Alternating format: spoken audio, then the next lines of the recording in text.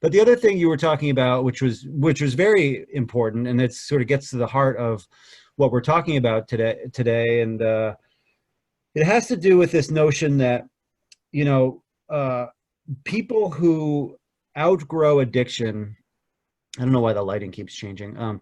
People who outgrow addiction, that they can and do go back to using alcohol or drugs in some way, shape, or form that doesn't end up being super self-destructive for long periods of time, indefinitely. There's nothing that says that they, as soon as you pick up heroin again, or as soon as you drink alcohol again after a period of addiction, that all of a sudden you're just going to be, drinking a fifth of Jack again every day, or shooting, 10 bags of heroin a day all over again.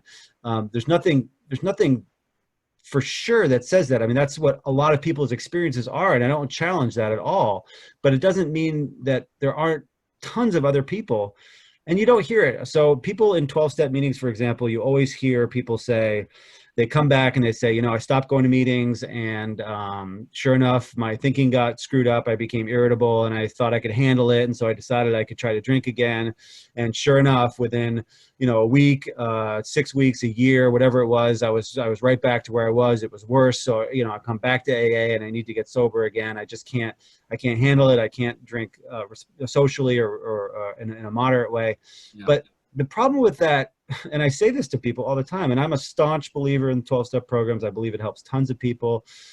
So this is not to disparage 12 steps at all, but the fact is that the people who actually go to AA, get something out of it, really get the benefits of it, and then they stop going, and maybe they do go back to having a glass of wine at dinner every night, or maybe they do go back and get drunk once in a while, but they learned something in AA about themselves, whether it was camaraderie or some other aspect of spirituality, or something about their emotional life, their psychological life, that isn't necessarily the essential part of the AA message, which is that it's an allergy of the body, therefore you can't drink, or an allergy of the mind, which keeps you craving it more and more. So once you do ingest the substance, you're gonna crave it more and more, and you're gonna be on a vicious cycle again.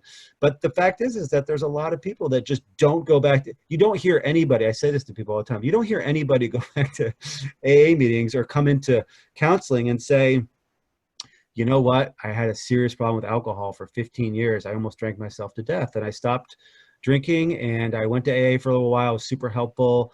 And after a while, I decided I could drink again. And for the last 15, 20 years, I've been drinking, here and there. I've got drunk once in a while, but I haven't gotten any DUIs. My life is good. Everything's good. And I just wanted to come back to AA and let everybody know that it is possible to drink, like after you've gone through a period of serious alcoholism, that you can drink. Like there's no purpose of somebody going back to AA and actually saying that, so I get it, right. but there's no place for them to go and announce it. And I do say, like, I don't think anybody should be discouraged from sharing that message, but I don't know what the point would be to trumpet that kind of thing. It's fine to find oneself being able to do that. But if you come out and say, I used to use heroin a lot, now I use it once in a while. I used to drink all the time, now I just drink moderately. And I want everyone to know that you can do it too. Like you don't be duped into thinking you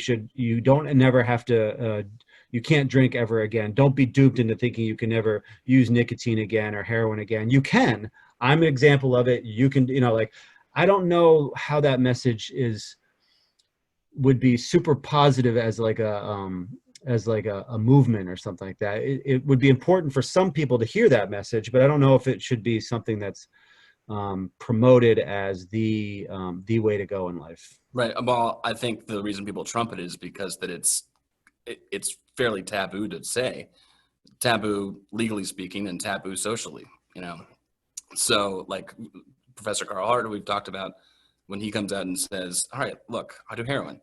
That's not something, I mean, he's been doing it recreationally, if that's the word we're going to use, just in a healthy way for quite a while, as far as I can tell, as far as I understand.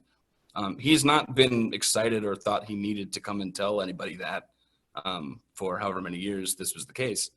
He feels like he does now because he doesn't like the idea that nobody can say it. Nobody can say that in their lives, I'm living my life, I'd use drugs.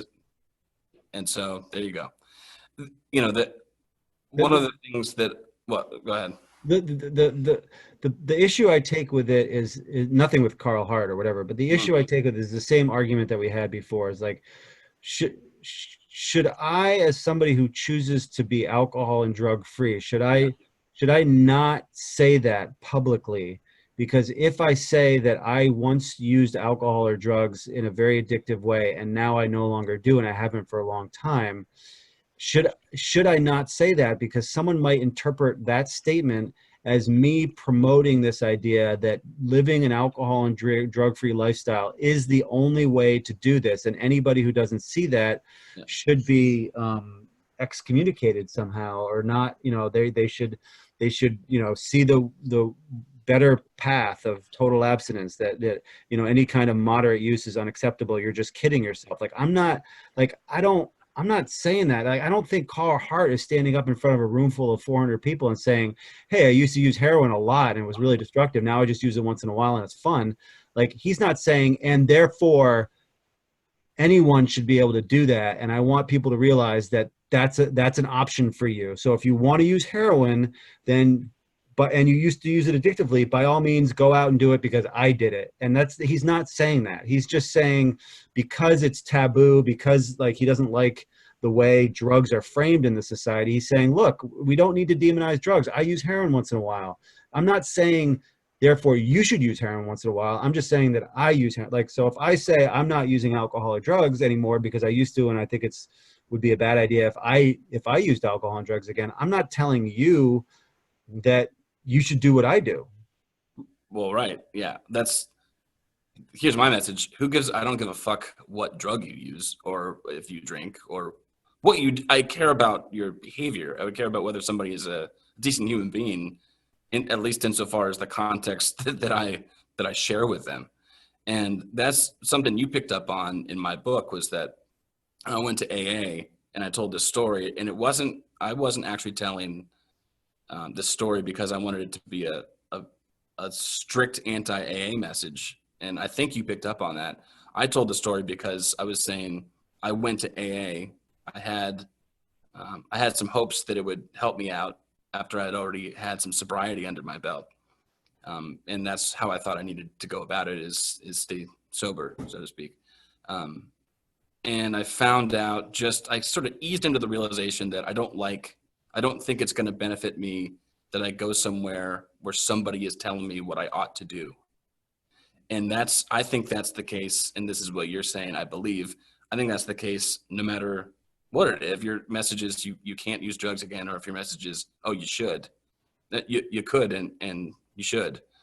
People have to get out of the mindset that you can tell someone what to do, that you can, that you have a program that you can apply to somebody that doesn't involve asking a person where they are, and that's not fluid, and that doesn't map on to a person's individual experience. So I agree. I don't think anyone should be saying, I was addicted, now I use drugs and I'm fine. So come on, that's what you have to do. But I do think there's a lot of benefit to talking about the fact that it's possible.